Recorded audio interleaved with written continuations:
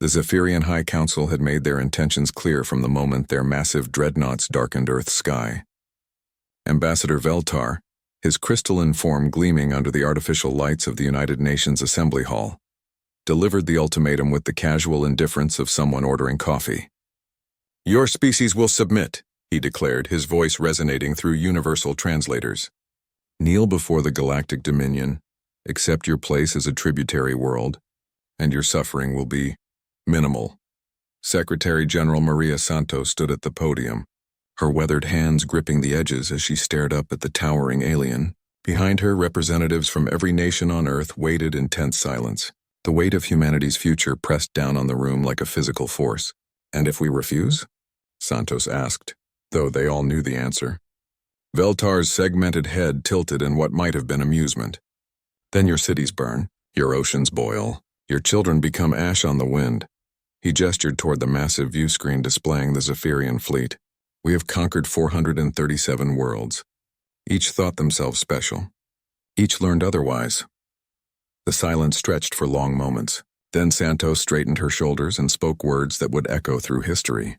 "Then you haven't met humans before." The war that followed lasted 3 brutal years. The Zephyrians, with their advanced technology and overwhelming numbers, expected a quick campaign. They had studied humanity's military capabilities, cataloged their weapons, analyzed their tactics. What they hadn't accounted for was something no database could quantify: human stubbornness. When the orbital bombardment began, humans didn't surrender. They went underground. When their cities fell, they fought from the ruins. When their governments collapsed, ordinary citizens picked up the banner. The Zephyrians found themselves not facing an army, but an entire species that simply refused to die quietly. Captain Jinwoo crouched in the wreckage of what had once been Shanghai, his rifle trained on the Zephyrian patrol moving through the rubble. His squad, a mix of former Chinese military, Australian engineers, and Kenyan farmers, waited for his signal. They'd been fighting together for 8 months now, ever since the governments fell and the resistance went global.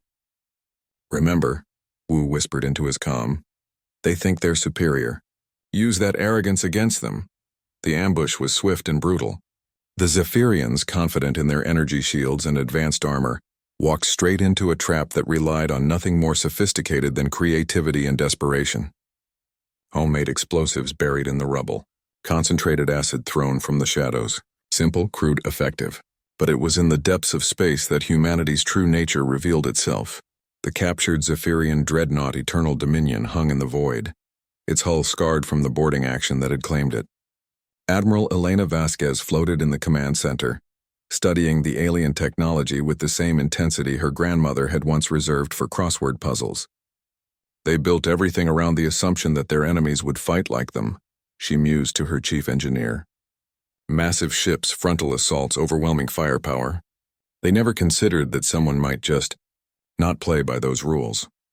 The Eternal Dominion and its sister ships, all captured through similar acts of apparent insanity, formed the core of humanity's new strategy. Where the Zephyrians saw chaos and disorder, humans saw opportunity. They turned captured weapons against their former owners, reprogrammed alien AI to serve human commanders, and most importantly, they learned. The turning point came during the Battle of Europa. The Zephyrian Second Fleet, confident in their numerical superiority, moved to crush the human resistance's last major stronghold.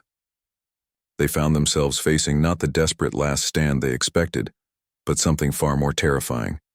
Humans who had spent 3 years studying their technology, their tactics, and their weaknesses. Veltar stood on the bridge of his flagship as the battle unfolded around him, his crystalline form trembling with something between rage and fear. The primitive humans were using his own ships against him, their crude modifications somehow making the vessels more effective than their original designs. Their fighters moved in patterns that defied tactical doctrine, but achieved devastating results. "How?" he whispered, watching as another Zephyrian dreadnought fell to converted human forces. "How are they doing this?" His tactical officer's response was barely audible. "They're not following the rules, sir." "Any rules?" The final phase of the war lasted only 6 months.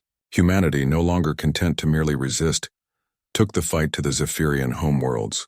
They didn't use the massive fleets or overwhelming firepower that had defined galactic warfare for millennia. Instead, they used small ships, innovative tactics, and an approach to combat that seemed to border on madness. They won. Now Veltar knelt in the same assembly hall where he had once delivered his ultimatum, his crystalline form dulled with defeat. Around him, his former counselors waited in shackles, their grand dominion reduced to scattered worlds begging for mercy. Secretary General Santos, her hair now silver but her spine still straight, looked down at the alien who had once threatened to turn her children to ash. "You wanted us to bow," she said quietly. "You promised us minimal suffering if we submitted." She paused, letting the words hang in the air.